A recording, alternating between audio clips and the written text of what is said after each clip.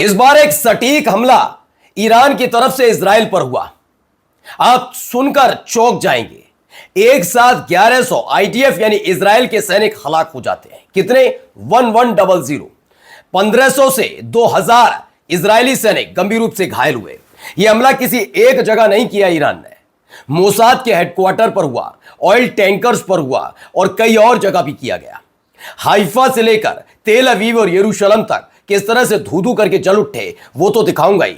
अब इसके बाद अमेरिका ये कहने लगा कि भाई युद्ध अपनी जगह है, लेकिन अब जिम्मेदारी है इजराइल की कि वो ईरान के किसी भी गैस फील्ड पर, किसी भी ऑयल रिफाइनरी पर अटैक नहीं करेगा। इसके बाद खुद इजराइल की तरफ से बयान आया कि हां अब इसको फॉलो किया जाएगा, गैस फील्ड पर हमला नहीं होगा ना ऑयल रिफाइनरी पर। लेकिन ऐसा क्यों, वो भी आपको बताऊंगा क्यों अमेरिका थर थर कांपने लगा है, जिसकी वजह से अब वो ईरान के इस प्रमुख प्रतिष्ठानों पर, जहां पर कभी कब्जा करने की कोशिश के बारे में सोचता था अमेरिका, वहां पर हमला करने से मना कर रहा है। नमस्कार, मैं हूं प्राज्वल गौतम और आप देख रहे हैं न्यूज सर्किल। ये देखिए, पहले एक वीडियो देखिएगा, बहुत शानदार वीडियो है, पहले देखते चलिए।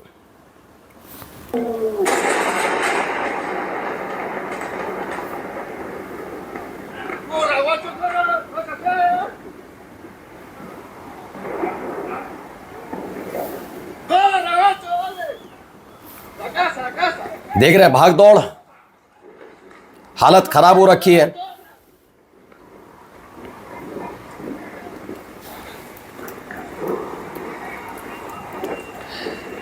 ये एक ऑयल जो इनका टैंकर है यहां रखे हुए हैं वो बताए जा रहे हैं।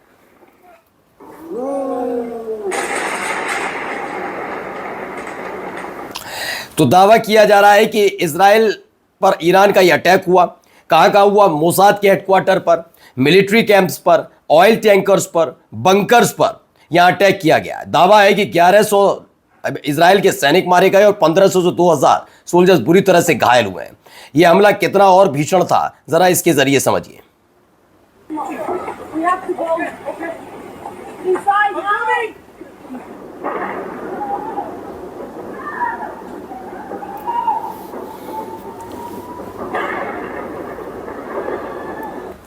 तो यह हमला हुआ।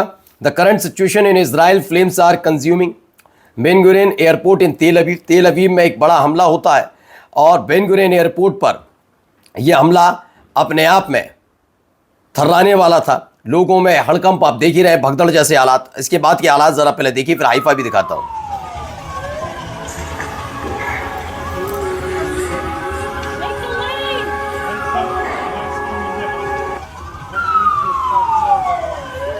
तो इजराइल के हालात बिल्कुल फिलिस्तीन जैसे, यानी गजा जैसे बना दिए हैं। हर तरफ आपको कबाड़ में तब्दील हो गई, गाड़ियां नजर आ रही होंगी। इसमें आपको हल्का सा धुंध नजर आ रहा होगा, क्योंकि मिसाइल गिरती है और जब किसी बिल्डिंग पे गिरती है तो वो बिल्डिंग धराशायी होती है, तो उसका मलबा पड़ा हुआ है सड़क पर, वो भी है। अब आइए एक और खबर देखिए, एक और अटैक, सायरन ही सायरन।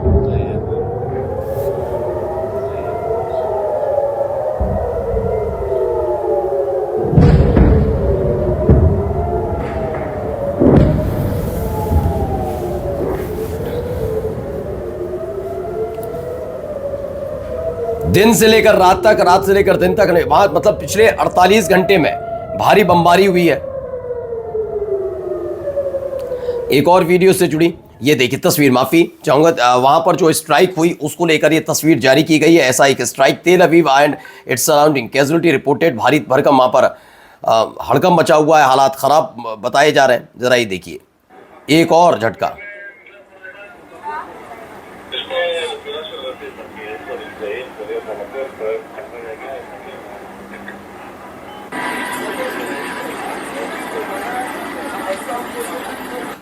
तो दावा यह है कि ईरान ने इजराइल में असलाह बनाने की फैक्ट्री पर मिसाइल हमला करके फैक्ट्री को नेस्तनाबूद कर दिया। यह एक बड़ा हमला माना जा रहा है। वहीं एक और बिल्डिंग धराशायी, देखिए क्या हालत हो गई। यह हाइपरसोनिक मिसाइल दागी गई है, ऐसा दावा है। तेल अवीव में एक टावर को तबाह कर दिया इसने, हाइपरसोनिक मिसाइल दागकर। अब आइए एक और खबर, ये देखिए, ये दो तस्वीरें मैं आपको क्यों दिखा रहा हूं, ये सबसे महत्वपूर्ण मानी जाती है। जैसे अपने भारत में अगर आप आते हैं तो अलग अलग क्षेत्र की अलग अलग विशेषताएं हैं। दिल्ली हर कोई जानता है राष्ट्रीय राजधानी है, लेकिन कहा जाता है हमारी आर्थिक राजधानी कौन सी है? मुंबई। ऐसे अगर आप इजराइल में जाएंगे तो सबका अलग अलग, कोई पर्यटक क्षेत्र है तो कहीं अर्थव्यवस्था से जुड़ी चीजें भी निकलकर सामने आती हैं। ऐसी हाइफा में ये ऑयल रिफाइनरी और पोर्ट जो है वो बहुत खास माने जाते हैं। पिछले साल जब जून में संघर्ष हुआ था तो हाइफा पर बहुत भारी बमबारी हुई थी, रॉकेट गिरे थे, ड्रोन से अटैक हुआ था। हाइफा पोर्ट और हाइफा की रिफाइनरी पूरी तरह बर्बाद हो गई थी। एक बार फिर वैसे ही इजराइल से हाइफा रिफाइनरी पर अटैक हुआ है, बहुत भारी भरकम अटैक हुआ। उसके बाद के हालात जरा देखते चलिए। पहले ये अटैक हुआ है, ये हमले के बाद उठता हुआ धुआं आपको नजर आ रहा होगा।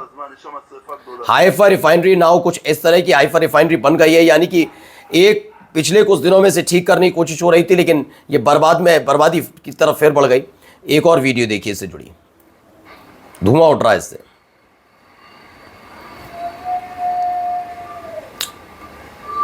तो ये भी एक ईरान के हमले के बाद इजराइल के हाइफा की बाजान रिफाइनरी से धुआं उठ रहा है। मतलब अच्छा खासी चोट इजराइल को पहुंचाई गई।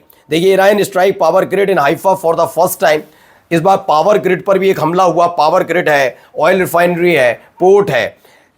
दरअसल हुआ ये था कि कतर और सऊदी अरब पर जब अटैक किया, अपने गैस फील्ड पर अटैक होने के बाद, तब हर कोई हैरत में तो था कि जब हमला इजराइल ने ईरान पर किया तो कतर और सऊदी अरब पर क्यों? दरअसल उस हमले के पीछे अमेरिका की मौजूदगी वजह मानी जा रही है, और वही है। देखिए, इजराइल अपने दम पर तो नहीं कर रहा, अमेरिका की शह पर कर रहा है, अमेरिका की मिल रही ताकत के दम पर कर रहा है। आप चाहे ब्लैकमेल करके करवा रहा हो, जो भी है ये नहीं पता, लेकिन फिलहाल ये हो रहा है।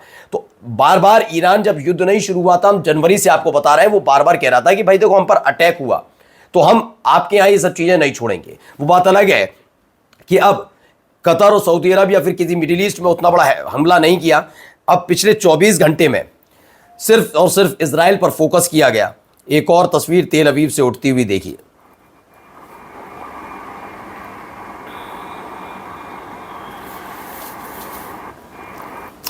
तो इसमें भी यह दावा, an Iranian missile reportedly scored a direct hit in Netanya overnight north of the Tel Aviv. तेल अवीव के उत्तरी इलाके में ये स्थित है, वहां पर यह हमला हुआ। नाउ ये देखिए, industrial and military facilities are burning in Tel Aviv and Haifa. दोनों ही जगह तेल अवीव चूंकि राजधानी का मसला है, दूसरा हाइफा जो एक रीढ़ की हड्डी मानी जाती है इजराइल के लिए अर्थव्यवस्था के तौर पर, इकोनॉमी के तौर पर, वहां पर दोनों ही जगह ये तगड़ा हमला किया गया है और दोनों ही जगह भारी भरकम नुकसान उठाना पड़ा है इजराइल को।